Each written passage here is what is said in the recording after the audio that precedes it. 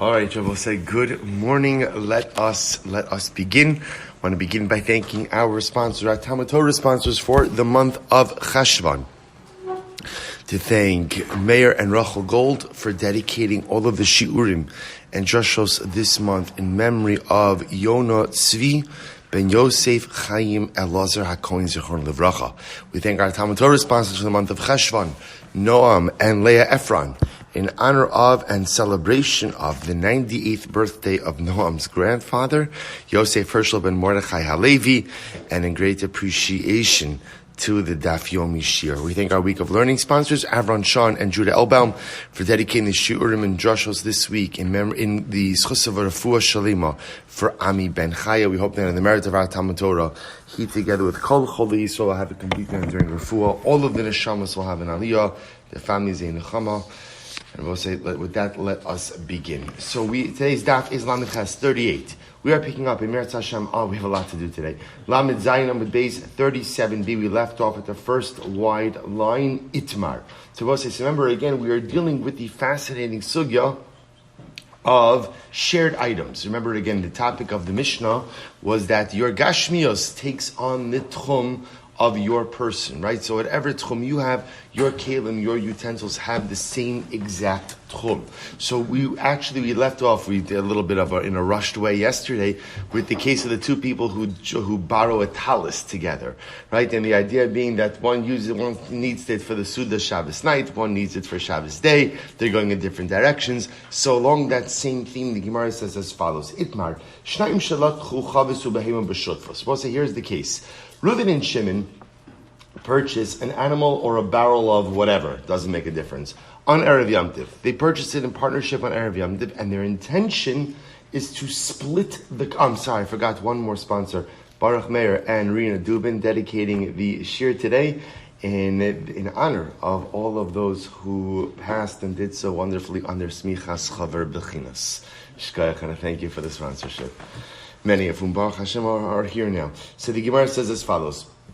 So two people go ahead and purchased an animal or a barrel of whatever on Erev Yom Tiv. They didn't split it on Erev Yom Tiv, but they split it on Yom Tiv itself. So we'll say, what's the halacha? Rav Amar Chavus Muteris. So Rav says the barrel is mutter. Now what that means is that when they divide up the contents of the barrel, Reuven could take his contents, in his tchum. Shimon could take his contents in his tchum. However, ubehema asura. But I will say, interesting enough, the behema is asur. Now, what does that mean, behema asura? Behema asura means that when they slaughter and split up the animal, the meat is limited to the area of the overlapping tchumen.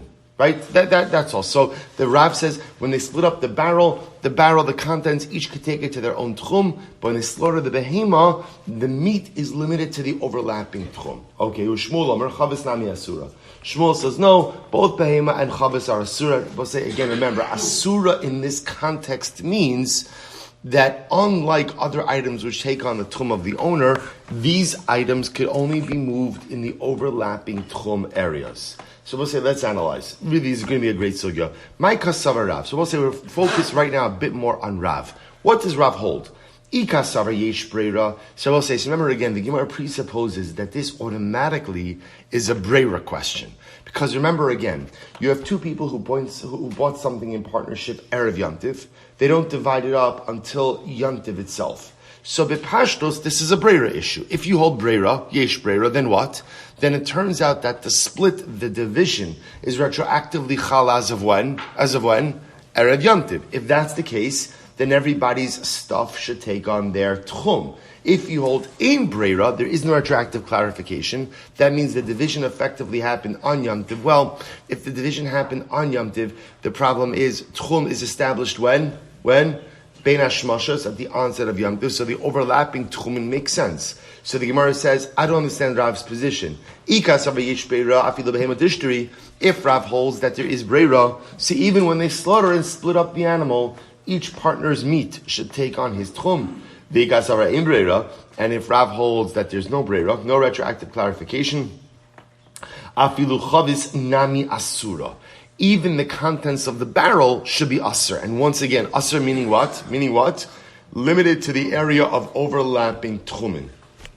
To which the Gemara says is interesting. The Olam Kasavar, Yesh Breira. Rav holds Yesh Breira. Right, that's what Rav holds. Rav subscribes to the concept of retroactive clarification. If that's the case, then when Reuven and Shimon slaughter their jointly owned animal on Yom Tov, Rabbi say, what should happen? What should happen? Each partner's meat should take on their own tchum. Shanya behema tekayanki tchumen mehadadi. So we'll say this is very interesting. A behema is different because since a behema is one intact living organism and each part derives, we'll call it nourishment from the other, the two tchumen themselves are interwoven. Now look at Rashi for just a moment. This is very interesting. Rashi says the olam kasava yesh breira. Rashi says hilchach chavis muteres. So the problem with the behema is it was alive ben hashmashas. When the animal is alive, all the parts of the animal derive nourishment from each other. Therefore, Yanak kol aver ve'aver mishel chavero ve'in kan livrar. Rabbi say this is fascinating. Essentially, what the Gemara is suggesting is that Rav holds a breira. But he holds that by an animal, you can't really say breira. Why?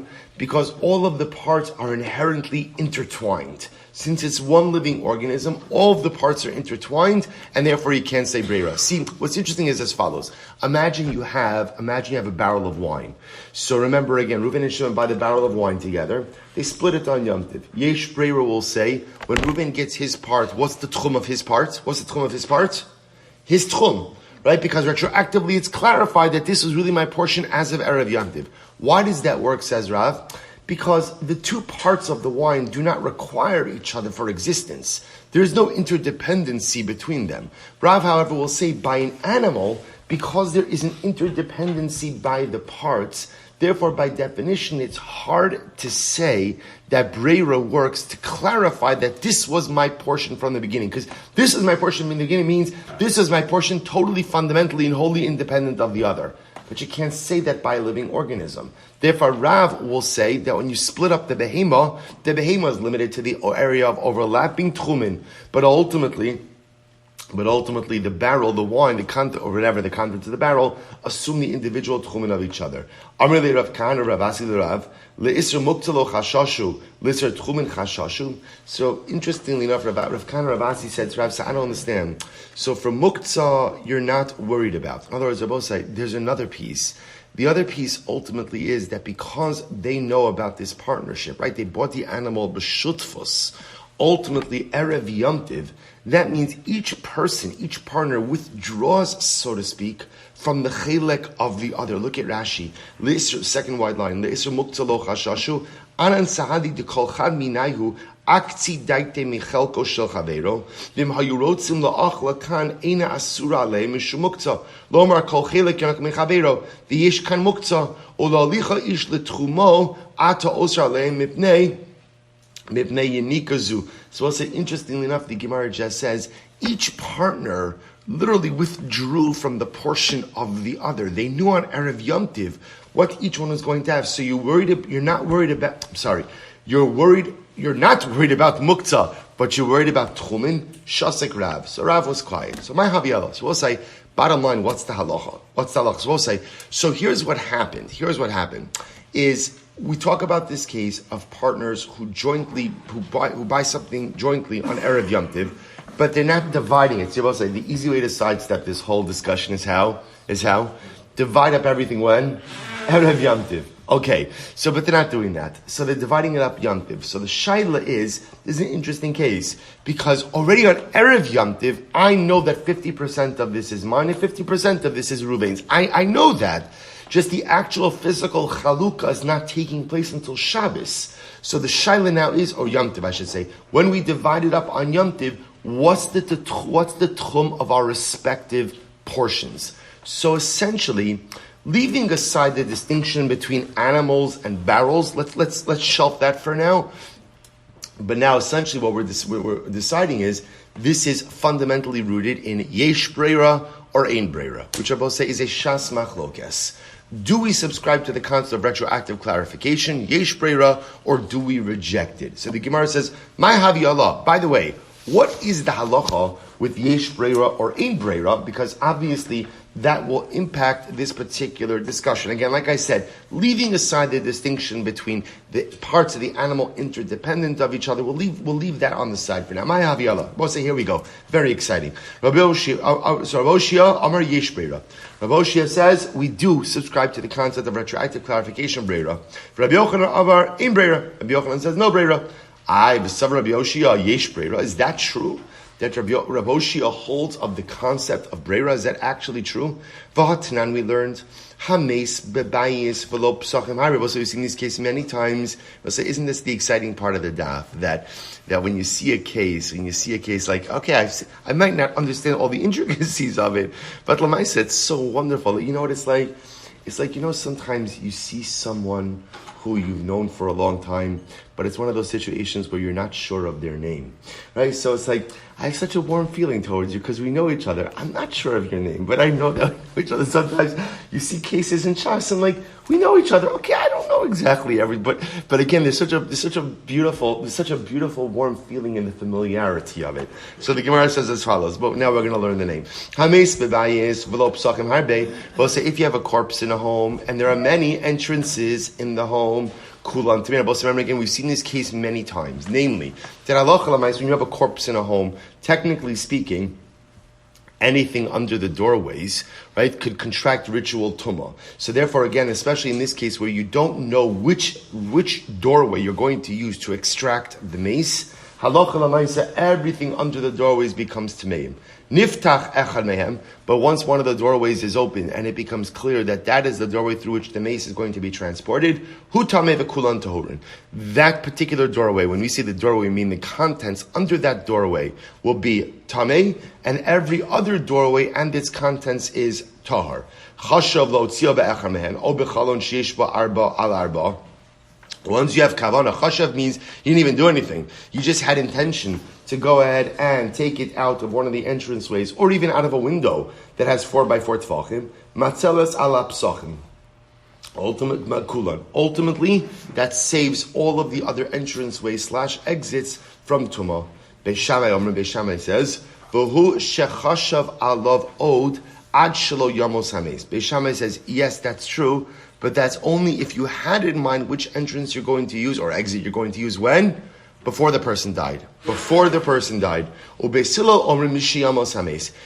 says, no, even if you only have in mind which exit you're going to use once the person died, that also saves all of the other exits from Tumah. And Abba said, the Gemara says, now, bepashtos, what's the machlokis Beishamai Beisilel? Yesh breira, ein breira. Beishamai says, ein breira. Therefore, once you decide, that'll have impact going forward. Beishamai will say, Beisila will say yesh breira, and therefore ultimately again that has an impact even retroactively. V'itmar Allah, Rabbi Oshia said, the taras hapsochim mikanu lahaba.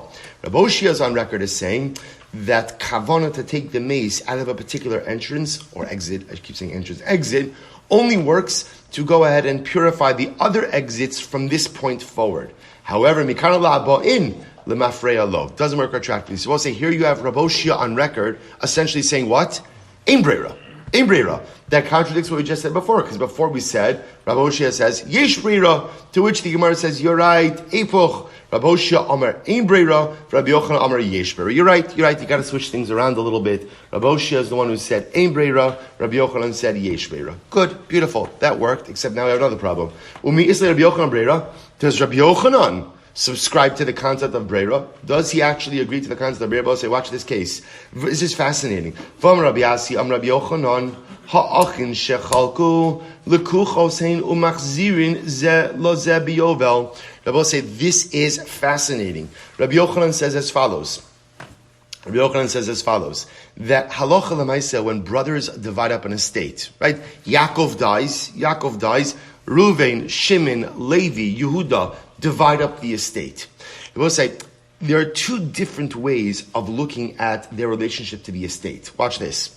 If you hold yesh breira, then it turns out that what? That the portion that each brother gets is what? The portion the father wanted them to have. If you hold ein breira, effectively, they have a relationship of purchasers from one another. Because we'll say, if you hold in Breira, that means when the father dies, every brother owns what? Every brother owns what? A particle of everything. A particle of everything.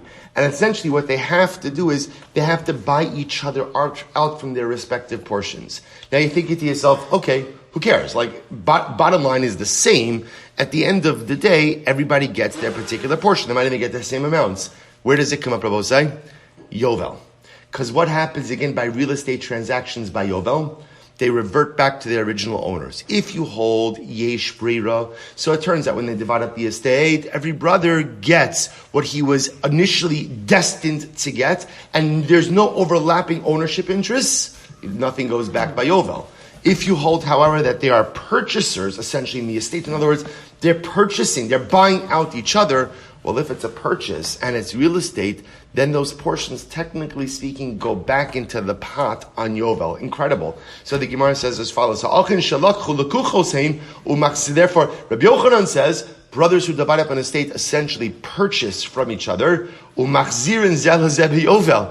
has to, and they essentially have to return their respective portions by Yovel. So we'll say, what does that show? Rabbi Yochanan doesn't hold of Breira. You just said before, Rabbi Yochanan holds a Breira. Rabbi Yochanan does hold a Breira.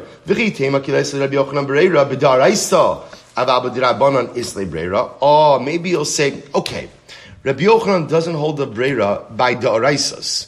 So Yerusha could go ahead and be a Da'araisa, or I should say Yovel is a Da'araisa. Ultimately, that's Rabbi Yochanan doesn't hold of Da'araisas, but by Dirabanans, ultimately again, he will go ahead and hold of Breira. So we'll say, just to be clear, the Da'araisa in this case is Yovel, which is why Rabbi Yochanan would say that the brothers' portions go back into the collective pot, or return to each other on Yovel. But by Dirabanans, what's the Dirabanan in this case? We are presupposing that Tchumin are Dirabanan. So in the Tchum case, Reuven and Shimon bought a barrel of wine together on Erev Yom Tiv. Don't end up dividing it until Yom Tiv. Yesh Breira, each partner's portion has his respective Tchum. So maybe we could say it like that. You could hold a Breira, but you only hold a Breira in Dirabanans and not Oraisa. Very fascinating. So the Gemara says, Umi Islay, is that true? Is that actually true? Vatani Ayo, Rabbi Huda Omer, Ein Adam Masna Shnei Dvarim Ke'echad. Rabbi Huda holds that you can't simultaneously stipulate on two things at once. We'll say now what this is talking about over here is Erev Tchumin, right? You want to make well, let's here we go. Im Bachacham LeMizrach, Eruv LeMizrach. Ulamayrav, Eruv LeMayrav, the Ilu Lekana Lekana. So we've had this case. Another one of these Shas cases which you've seen. I want to make an Erev Tchumin. There's a skull in residence coming. Right, and I want to go hear him. So, but I don't know which direction he's coming from. So I can make two Eruvin, one to the east, one to the west. And I could say, whichever direction he comes from, that's the one I want to activate. What can't I do? I can't, let's say there are two scholars in residence coming, one from the east, one from the west. But I don't know who I want to hear yet. I can't make two Eruvin. I can't make that I can't do. So the Gemara says, Vavinaba, top of Lamed Ches. When we asked, Maishna lekano lekandolo, why can't you go ahead and make two Eruvin de'in breira? Because Rabbi say ultimately again we don't subscribe to the concept of breira. One second. Mizrach umayrav nami in breira. So we'll say, but 1 second. Don't both of these cases rely on breira? In other words, we'll say either case. Even where it's one Talmud Chacham, but I'm just not sure which direction he's coming from, east or west. So what do I do Erev Shabbos? I make an Erev to the east, I make an Erev to the west. And what do I say? When I wake up in the morning and I find out where he is, that should be the Erev. Isn't that Breira? Isn't that Breira also? To which the Gemara says, no. Rabbi Yochanan, ukvar ba Chacham. Rabbi Yochanan says, no. The case is where the Talmud Chacham already came to town. In other words, already before Ben Hashmoshes Erev Shabbos, he was already in town. So what's happening over here? What's missing? What's my knowledge? In other words, I don't know. The Metzias is already in effect. So therefore, again, I can make an Erev to the east and Erev to the west already by Ben Hashmoshes on Erev Shabbos, the Erev has already taken hold. It's just, I don't know. The Erev works, I don't know. So we'll say that does not rely on the concept of Breira.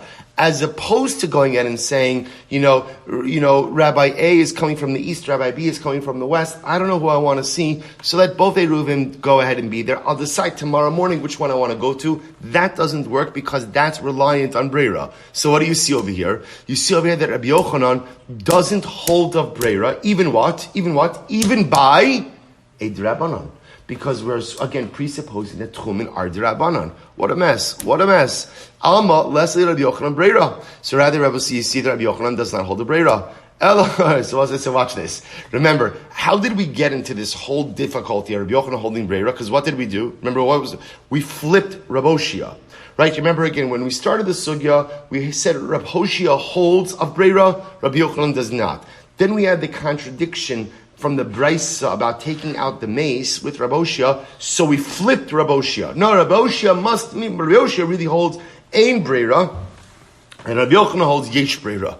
Now we've seen Rabbi Yochanan doesn't hold the breira. So ultimately, again, we're going to go back. Let's restore to what we had. Let's take back. Rabbi Hoshea is the one who holds yesh breira, and Rabbi Yochanan holds there is no breira. So what do you do with the case about the mace? Watch this. Don't switch around anything. V'chi lesle Rabbi Yochanan, v'chi lesle l'Rabbi Hoshea breira midaraisa. Aval b'drabanan islay. Shabbos say, interestingly enough, the Gemara goes back, undoes the flip, and says in reality it's not a contradiction. Rabbi Hoshea holds a breira, but he only holds a breira when? By drabanans, not by deoraisas. And therefore halacha l'maisa, Rabbi Hoshea will hold in the case of tumas meis. That's a doraisa. Therefore, he does not subscribe to the concept of breira. But ultimately, when it comes to tchumen, right, when it comes to going ahead and dividing up shared produce, shared product on Yom Tiv, we could hold of breira, and that therefore retroactively each partner received his share that was really his on Erev Yom Tiv, and therefore each partner's produce will have that respective partner's tchum. But say an incredible idea. It's interesting. I don't remember coming across this. We talk about breira all the time, but this distinction between breira in a da'orai, no breira in a da'oraisa, yesh breira in a derabanan, quite fascinating. Good. Darash Marzutra, halacha Rabbi Marzutra said, halacha Rabbi Hoshea, that we subscribe to breira in derabanans, but don't subscribe to breira in daraisas. Amar Shmuel. Good. So we'll say Amar Shmuel. Shor shal patam, hareyu karagli kadam. So we'll say, now back to some of these other cases. This is fascinating. Shor shal patam, we'll say patam is a person who fattens up animals. So what's the pshat with this? Rashi says, Shor shal patam, it's the last short line in Rashi. Shemafatim shvarim nimkar. We'll say the patam is a guy who fattens up oxen to sell them. So what's the halacha?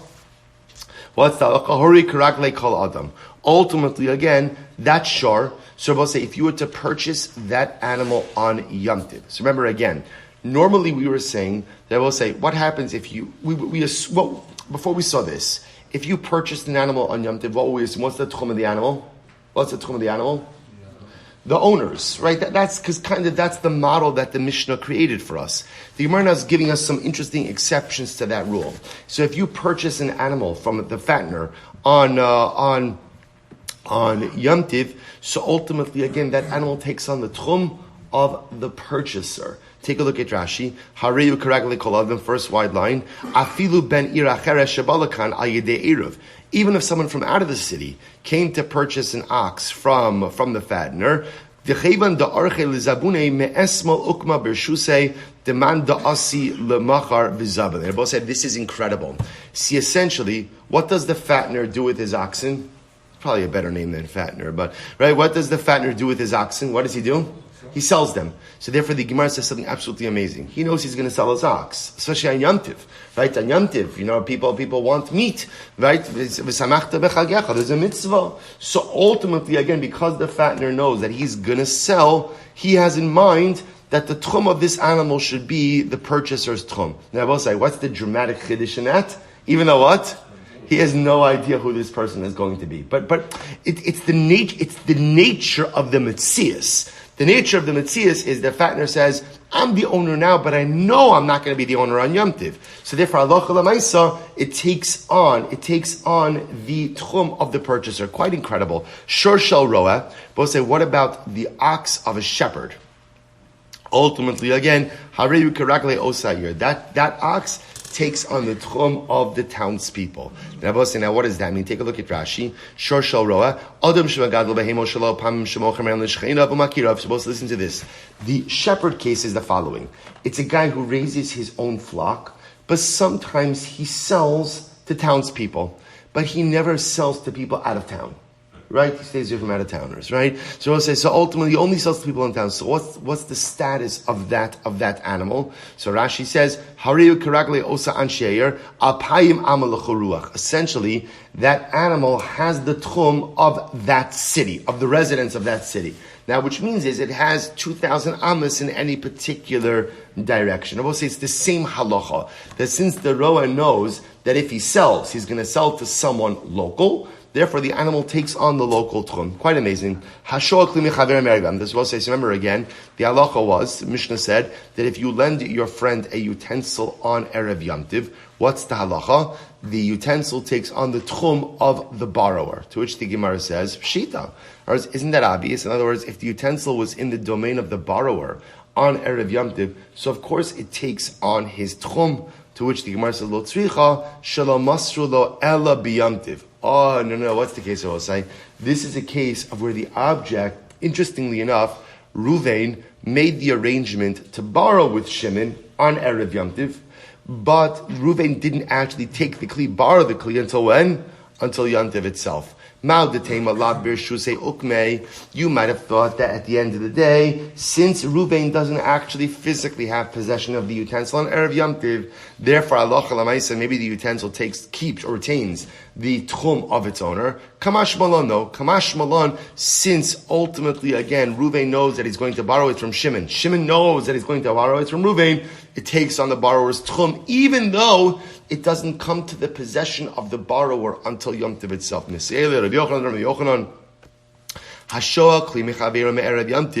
If you borrow a utensil from your friend on Erev Yom Tiv, even though you didn't give it to him. So we'll say, essentially the way the Gemara is setting up this case, the case of what the Gemara calls Hashoel Kli Mechavero Me'erev Yom Tiv, means what?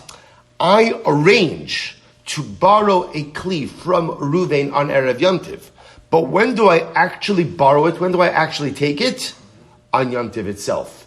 The Chiddush, therefore, is, since I know that I'm going to borrow it, and Ruvain, the owner of the Kli, knows that I'm going to borrow it, halacha l'maisa, it takes on the borrower's tchum. And the Chiddush is, even though the owner did not give it to the borrower on Erev Yom Tiv, harehu kiragle hashoel. It takes on the tchum, ultimately, of the borrower. Incredible. Next case, Rabbi say, b'yom tiv kiragle amashil. What's the next case? If I borrow something, Rabbi say, let's say I had no conversations with Ruvain prior to Yom Tiv. I borrow something from Ruvain on Yom Tiv itself. What's the halacha? So the object takes on the tchum of the lender. Right, of the lender. So the Gemara says of Kragli Amashil, so Pshita, isn't that obvious? Listen to this. Deragil v'sha'al minei. I will say, what's the case? This is interesting. The case is where this guy always borrows stuff from me. Right? Ruvain always borrows stuff from me. Ma'u detema, what would you have thought? Birshusei kamokim la. So I will say, if somebody always borrows something from me, every Yom Tiv, he comes over and he borrows something from me. So I used to have a joy this when I used to have a neighbor a long time ago. I used to have a neighbor who every he didn't drink wine. Difficult to understand by itself, right? He didn't drink wine, but every Yom Tiv he used to come over to borrow a corkscrew. every single Yom Tov. His family would come in every single Yom Tov. Every meal would be about 7 minutes into the Suda. And this was every Suda. Right? Every Suda. Kabar corkscrew. So he always cooks every Yom Tov. I offer, so you could keep it. We have a few. No, I don't need it. I'm like, you don't need it. You come here every single meal, every single day of Yom Tov. Yes, you need it. I need it. I need you to take it. So I was like, so interesting enough, so the Gemara says, what's the case? The case over here is, let's say there's a guy who always borrows something from you. He always borrows something from you. So what the Gemara says, I might have thought that halacha l'maisa, since I know he's going to borrow it, essentially on Erev Yom Tiv, I already put it in his rishus. Right? In other words, I know he's coming over, so I put it on the side for you. It's yours. So maybe that endows it with the borrower's tchum, even though the borrower didn't come to me on Erev Yom Tiv. Since I know he's going to come, maybe that gives it his tchum. Kamash malan meimar amar dilma mashkich inish achrina va'azal v'sha'amine. So we'll say kamash malan. We don't say that because the lender could say, the owner could say, maybe this guy will find someone else to borrow from. So we'll say, so the chiddush over here is, so again, the simple case is, if you borrow something on Yom Tiv, the object retains the owner, the tchum of its owner. The chiddush is, even if it's in a habitual situation, where the same person, the same borrower, is always borrowing from the same lender, you might have thought that therefore the lender effectively kind of transfers it over to Magabe Tchum on Erev Yom Tiv. Kamash Malon, no. Kamash Malon, that the owner thinks to himself, okay, I understand he's always been borrowing for the same thing, the same number of years, whatever it is, but maybe this time I'll find something different, and therefore if there's no arrangement made on Erev Yom Tiv, halacha l'maisa, the object has the tchum of the owner, and therefore, when the borrower ends up borrowing it on Yom Tiv, remember again, the borrower is limited with this object to the tchum of the owner. Incredible. So now we're going to get into this sugya. So remember again, the Mishnah said, if a woman is making bread, and let's say she went ahead and she borrowed mayim umelach. She borrowed water and salt. So what's the halacha? The Mishnah said, Hare elu kiragle shtehen. Ultimately, this is very interesting. The dough will be limited to the shared tchum. So we'll say this dough essentially is looked at as a partnership object, right? Because again, we'll call, Rachel owns the water and the salt, and Leah owns the flour and whatever else, right? So therefore, again, it's a partnership object. Because it's a partnership object, what happens with partnership items? Ultimately, again, they're limited to the overlapping tchum areas of the two partners. So that's how the Gemara describes it. They both say it's an incredible ma'isa. Kisalek Rabbi Abba. When Rabbi Abba went to Eretz Yisrael, Rashi says, Kisalek Rabbi Abba, Kisharatza lalos, when he was thinking about going to Eretz Yisrael, O Kishahaya baderach, or when he was actually traveling to Eretz Yisrael, Amar Tfilazu. He said the following tefillah. I will say, what was his tefillah? This is beautiful. We'll see, interesting. Yehei Rava, which should be your will, De'ema milsa detiskabel. Let me say something in the Beis Medrash that the other Talmidei Chachamim will accept. Now, if you look at Rashi says over here, Ema milsa deshmaisa. So let me say over halacha, detiskabel lechach me hamakom shelo avosh. So we'll say, Rabbi Abba was davening as he was going from Babel to Eretz Yisrael. When I come to Eretz Yisrael, let me say something in the Beis Medrash that will be accepted. I don't want to be, Rashi says, I don't want to be embarrassed. I don't want to be embarrassed. Shelo avush, I don't want to be embarrassed. So let me walk into the Beis Medrash, say something that everyone is going to accept. Okay, so what happened? Kisal, he comes to Eretz Yisrael. Ashkechel Rabbi Yochanan, Rabbi Chanina bar Papi, Rabbi Zera. He found Rabbi Yochanan, Rabbi Chanina bar Papi, Rabbi Zera, Va'amli Rabbi Avar, Rabbi Shimon bar Paz, Rabbi Yitzchok, Nafcha. These Rabbanim were sitting, V'yasi v'ka'amri, and they were declaring the following sugya. They were talking the following concept. Amai, they were talking about this Mishnah. Why does the Mishnah say that if Rachel borrows water and salt from Leah to make her dough, that now the dough is limited to the overlapping tchumin of Rachel and Leah? Which will say essentially means that what? Leah, right, because of her water and salt, is what? A partner in the dough. Why? Why don't we say that the water and salt are bottle to the dough? I was supposed to say, you're right, there's a mixture of things, but why don't we say water and salt are bottled to the dough? So the Gemara says, so what happened? Amar le Rabbi Abba. So Rabbi Abba, remember again, Rabbi Abba was the one who davened, let me say something that's going to be accepted. So Rabbi Abba said as follows. All right, now before you turn the page, I should look at the last Rashi. Amru Rabbi Abba, umishum dechelka shalzu muat ba yovet shma milikros al isa. So I will say, what Rabbi Abba is going to argue about is as follows. You guys are suggesting that because all Rachel has Leah has in the dough is the water and salt, she has such a minute portion, her minute portion should become bottled in the majority. Rabbi Abba says, I'm going to show you why that thinking is flawed. I'm going to Rabbi Abba, I'm a base. Hareshin is Ariv lo kav chitin, basar kabin chitin shel chavero. We'll say, let's say, I have 10 kabin of wheat. And what happened? 1 kav of Ruvain's wheat gets mixed in with 10 kabin of my wheat. We'll say, is anyone going to say, well, sorry, Ruvain, you lost your wheat, you have 10 kav, I have 1 kav, you have 1 kav, I have 10 kabin, bottle barov, right? Your 1 kav is bottle in my 10 kabin, and that's it. Would anyone say such a thing like that? Rabbi said, of course not. Of course not. Now again, what I have to return to Reuben and how I have to return it to him, do I have to give him a kav of wheat, or do I just give him the financial value, whatever it is? But one thing is clear, which is what?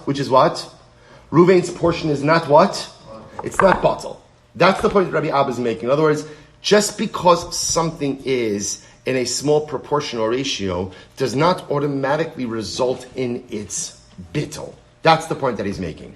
So again, Rabbi Abba wants to say, therefore, even though all Leah has in this dough is salt and water, halacha l'maisa, it's not bottle.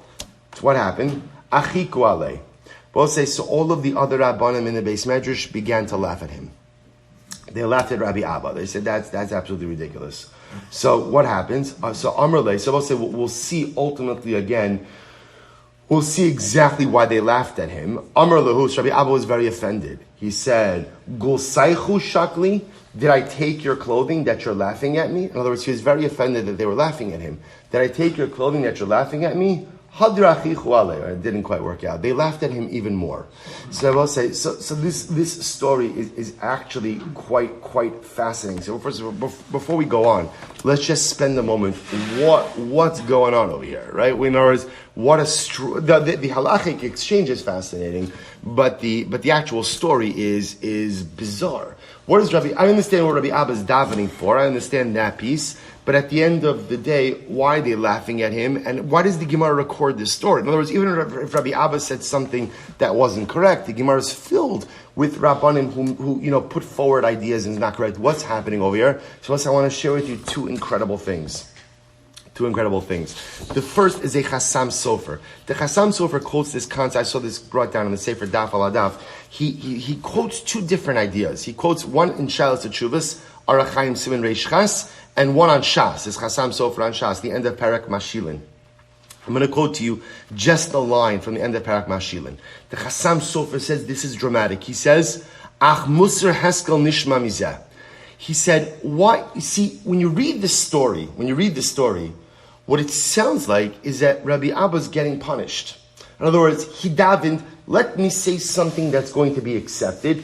And not only was it not accepted, but what happened? He was made fun of. We'll say, right? In other words, it happens all the time. No, that's ridiculous. That doesn't make any sense. To laugh at someone, and by the way, when he expresses his frustration about being laughed at, to laugh at him again is a pretty dramatic thing. So says the Chassam Sofer, when you look at this story, it looks like Rabbi Abba is being punished. What is he being punished for? So the Chassam Sofer says something amazing. He says, Sheyomar milsa de tiskabel. What was Rabbi Abba's mistake? Rabbi Abba's mistake was, says the Chassam Sofer, that he davened, let me say something that will be accepted by other people. Malo im yikabel imlo. Says the Chassam Sofer, why do you daven that other people should accept your opinion? Amar divarecha l'shem shamayim. When you speak words of Torah, when you speak in general in life, whatever you say should be truth. If people listen, if they don't listen, if they accept, if they don't accept, the goal in life is not acceptance. Right? The goal in life is not to get others to follow my will. The goal in life is not to be right. The goal in life is to be true. So says the Chassam Sofer, Rabbi Abba, that's what you're davening for? For people to go ahead and accept what you have to say? It's the shtickle gaiva. Who says they have to accept what you have to say?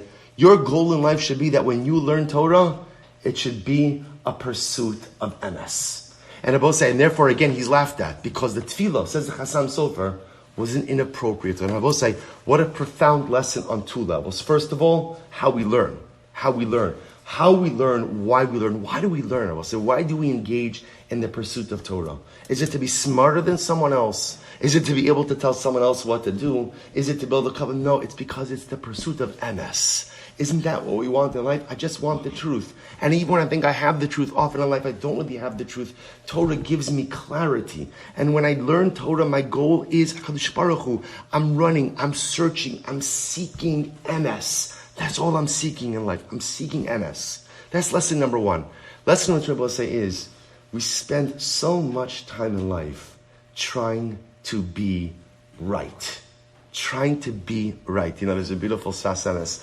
This Sfasenes says, you know the difference between children and adults? I've mentioned this before. It says, adults want to be right. Children are content with being happy.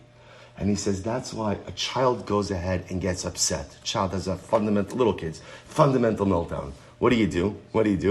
You give the kid an ice cream, a candy bar, and what? Suddenly, everything is fantastic.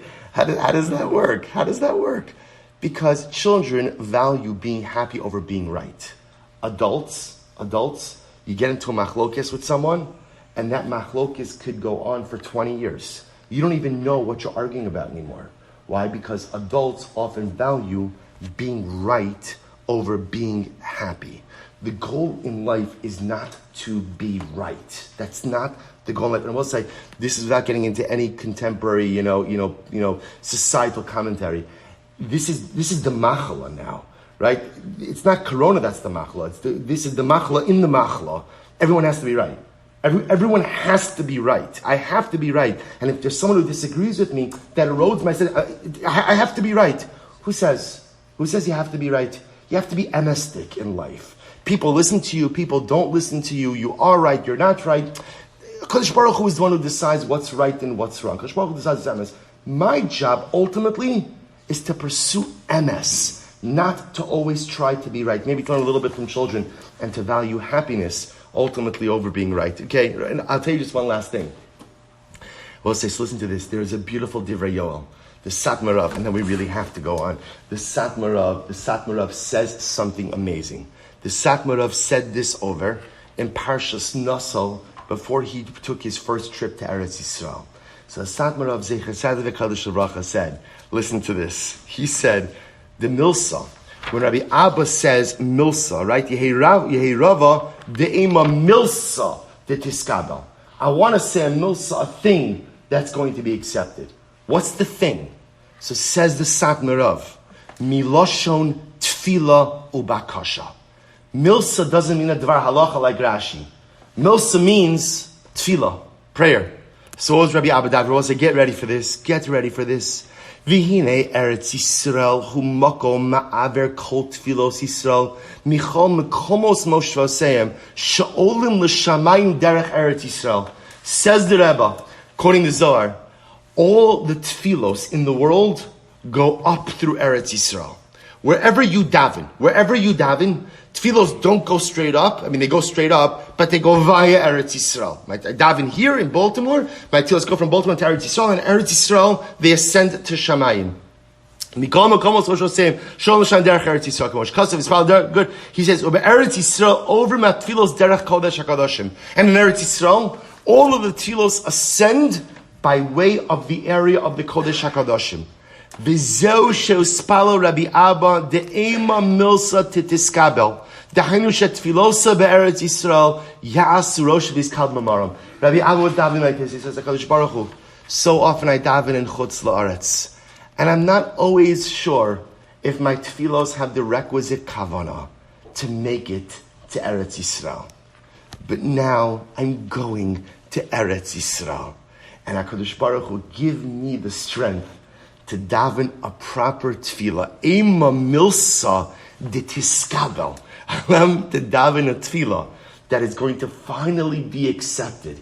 Because it doesn't have to travel from Babel to Eretz Yisrael. Rather what? It just goes straight up. So it says the Satmar, and also he said this right before he went to Eretz Yisrael, that every day when we daven, our tefillos go through Eretz Yisrael, which I will say is such an incredible nechama, because especially for those of us who have been actually locked out of Eretz Yisrael for such a long time, it creates not even an existential pain, but an actual physical pain.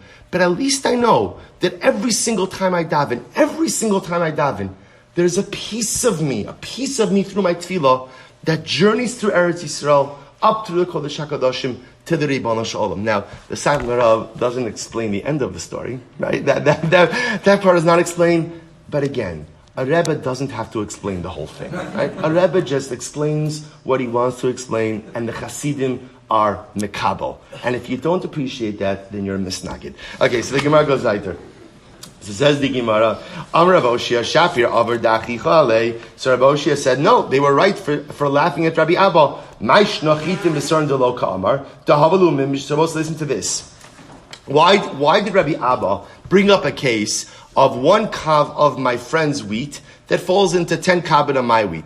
We'll say to go ahead and kind of transition for a moment into another area of halacha, hilchos taroves. In the laws of mixtures, as well as in chulin, there are 2 different types of mixtures. There's min b'mino, min b'she'eno mino. Like mixtures, unlike mixtures. There's a machlokes if min b'mino is batal. There's a machlokes if that works. Min b'she'eno mino, 2 unlike dissimilar items. There's a much easier derech to say that it's batal. Why did Rabbi Abba set up the case of like items that got mixed together? Why doesn't he go ahead and bring up a case of chitin b'seorin? Tahavlu min b'she'eno mino, or min b'she'eno mino batal. We'll say that would have been such a better case. Bring up a case of 1 kav of barley that falls into 10 kabin of wheat. To which the Gemara says, chitin b'chitin nihi, nami glor bihuda lo batal, l'rabbanim miftal batal. Okay, even though min b'mino might not be batal according to Rabbi Huda, but right, Rabbi Huda is the opinion, we're going to quote him a couple of times, is the opinion who holds min b'mino eno batal. Like items are not batal in each other. But the Rabbanon do hold that they are. Omnura Safra, Moshe. Now Moshe means, by Moshe, by the life of Moshe Rabbeinu, Shapir Ka'amrit, are you really saying good? Right? Are you really saying at the end of the day that they did the right thing by laughing at Rabbi Abba? He's not asking from like a midos perspective. He's asking from a halachic perspective. So this is a fascinating case. Listen to this. This is fascinating. When you sold wheat, let's say I'm a wheat salesman, a wheat merchant. It is understood that when you purchase wheat, there's some amount of impurities mixed into that wheat. Right? That's understood. That's understood. So they will say, watch this. I'm selling a kav of wheat to Ruvain. Okay? So what happens? I have a very well-meaning friend.